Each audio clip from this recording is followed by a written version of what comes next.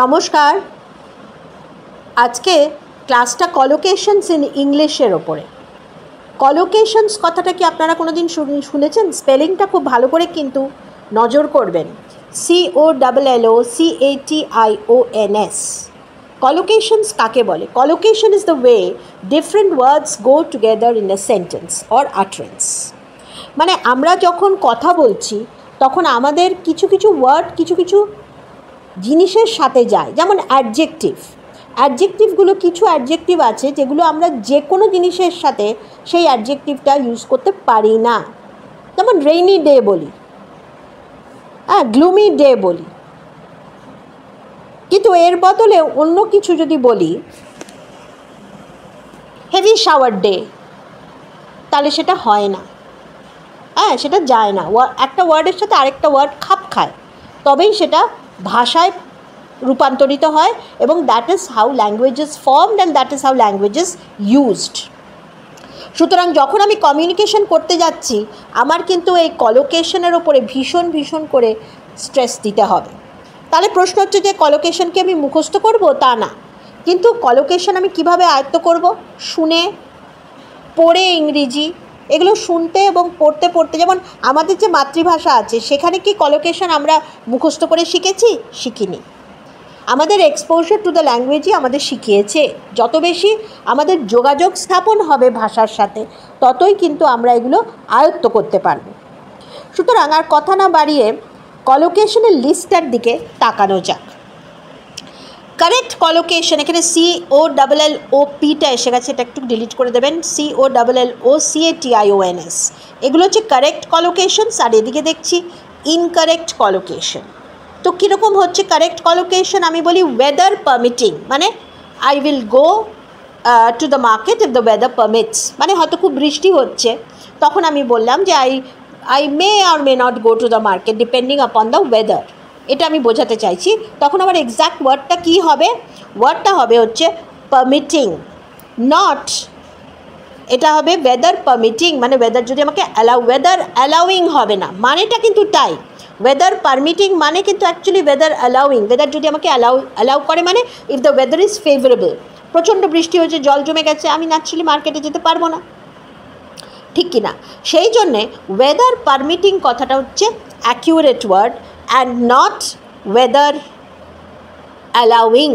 Weather allowing কথাটা না, সেই জন্যে এইটা কারেক্ট, আর ওয়েদার অ্যালাউইং এইটা কিন্তু ভুল। ঠিক আছে, তাহলে সেটা আমি নোট করে নিলাম। এবার যখনই আমি কথা বলবো তখন আমি চিন্তা করে এই ওয়ার্ডটা ইউজ করব। Thick hair, the girl has got thick hair, the baby has got thick hair on his head. মাথায় অনেক ঘন চুল আছে, আমরা বলি না, কিন্তু কথাটা কিন্তু থিক হেয়ার, কথাটা কিন্তু ডেন্স হেয়ার না। এই ডেন্স কথাটা কিন্তু ইউজ করলে এটা কিন্তু ইনকারেক্ট কলোকেশন হচ্ছে। এটা হেয়ারের সাথে এই ডেন্স কথাটা যায় না। ঠিক আছে, আমি কি বলি পিঙ্ক রোজ, ইয়েলো রোজ, কেননা ফুলের সাথে তার রঙের কিন্তু একটা ভীষণ মর্তম ক্লোজ রিলেশন। একটা ফুলকে ডেসক্রাইব করতে গেলে প্রথমেই তার রঙটা নিয়ে আমরা কথা বলি, তারপর তার গন্ধ আছে কিনা। So pink rose is absolutely correct. কিন্তু কি কারেক্ট না? Pink wine, wine cannot be pink, তাই না? তাহলে এখানে যদি আমি পিঙ্ক ইউজ করি তাহলে কিন্তু সেটা ভুল। নেক্সট চলে যাচ্ছি, put on brakes or apply brakes. The driver was forced to put on brakes, but the driver was forced to apply brakes. কেননা to avert an accident. ঠিক আছে, সেখানে কিন্তু আমার put on বা apply, avert মানে কি? avoid, AVERT, avert। আচ্ছা, আর ভুলটা কি? using brakes, ইউজ করি না। using brakes is not the correct word, it is applying brakes। ঠিক আছে, কোনো কিছুতে I am complaining bitterly, এটা হচ্ছে কারেক্ট, কিন্তু আমি কখনো বলবো না কমপ্লেন স্ট্রংলি। স্ট্রং প্রোটেস্ট হয়, there was a strong protest on this issue, সেটা পারফেক্টলি কারেক্ট, কিন্তু I complain strongly এটা একদম ভুল। তাহলে কারেক্টটা কি? কারেক্টটা হচ্ছে কমপ্লেন বিটারলি, মানে ভয়ানকভাবে। বিটার, বিটার মানে কি? তেতো, মানে খুব ভয়ঙ্করভাবেই কমপ্লেন করা হয়েছে। এইবার চলে আসছি আদার এক্সাম্পলস অফ কলোকেশনস। আমি কি বলি, গ্লিমার অফ হোপ, মানে অল্প কিছু হোপ দেখা যাচ্ছে। হাই হোপ, হোপের সাথে হাই কথাটা যাচ্ছে। শ্যাটার্ড হোপ, যেখানে হোপ একদমই নেই। ফরলোন হোপ, মানে লোনলি ভাবে আমি ভাবছি কোনো কিছু। ফরলোন হোপ মানে একটা দুটো হয়তো হোপ, খুব লোনলি হোপ মানে ফিউ, সেটাও খুব স্ক্যার্স হোপের কথা এক্সপ্রেস করছে। তাহলে হোপগুলোর সাথে আমরা কতগুলো অ্যাডজেক্টিভ দেখুন ইউজ করি, একটা glimmer of hope, high hope, shattered hope, forlorn hope. অন্য কিছু অ্যাড করলে কিন্তু জিনিসটা ভুল হবে, ঠিক আছে। নেক্সট আসছি আরেকটা সেটে, সেটা হচ্ছে কি ভাইটালি ইম্পর্টেন্স।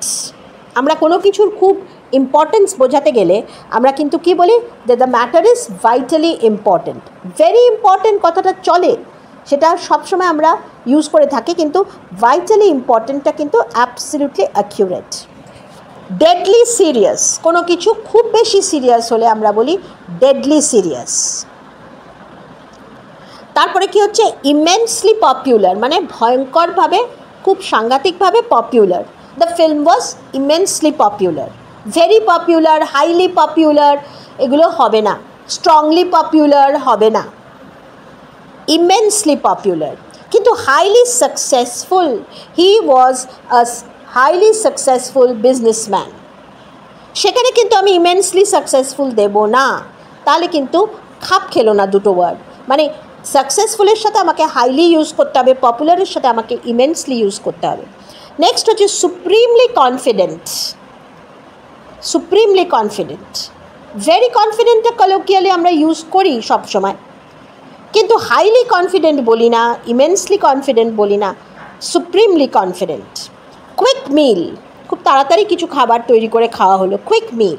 ফাস্ট মিল হয়, যদি ফাস্ট ফুড হয়, ফাস্ট ফুড হয় কিন্তু ফাস্ট মিল হয় না, কুইক মিল।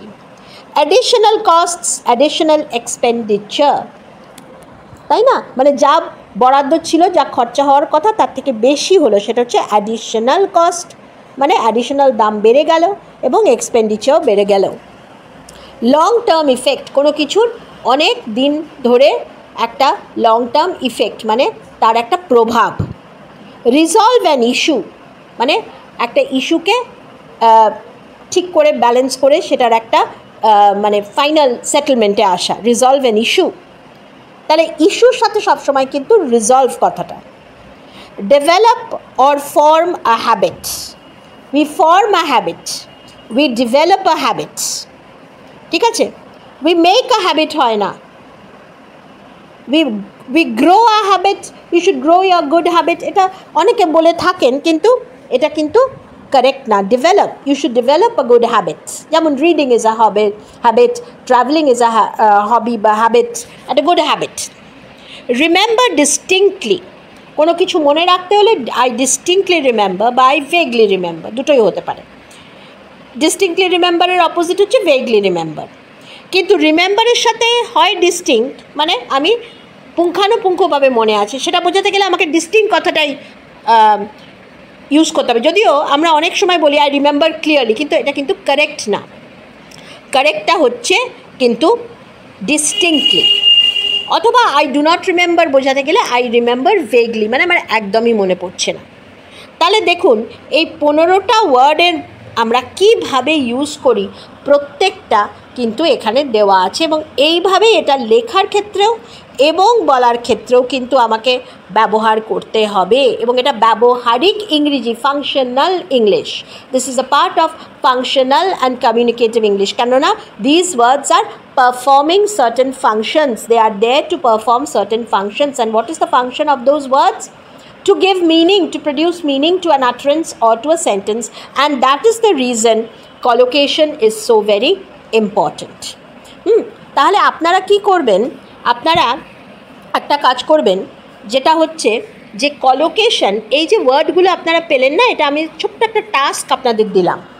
যারা ভিডিওটা দেখছেন সম্পূর্ণভাবে দেখবেন, কিন্তু অর্ধেক করে দেখলে কিন্তু আপনারা কিছুই বুঝতে পারবেন না। সুতরাং পুরোটা দেখবেন, এবং দেখার পর আপনারা কিন্তু সবসময়তেই কমেন্টে এই ওয়ার্ডগুলো দিয়ে একটা দুটো করে সেন্টেন্স বানিয়ে আমাকে লিখে পাঠাবেন, আমি কারেক্ট করে দেব, কোনো অসুবিধা নেই। তাতে কি জানেন, আপনাদের ব্যবহারিক ব্যাপারটা মানে ইংরেজিটা ব্যবহার করার ক্ষেত্রে কিন্তু কনফিডেন্সটা বাড়বে, এবং যেটা শিখলেন এই লেসনে সেটা কিন্তু আয়ত্ত হলো কিনা নিজেরাই সেটা দেখে নিতে পারবেন। তা যদি আপনাদের লেসনটা আজকে ভালো লেগে থাকে তাহলে অবশ্যই করে কিন্তু সাবস্ক্রাইব, লাইক, শেয়ার, কমেন্ট করবেন।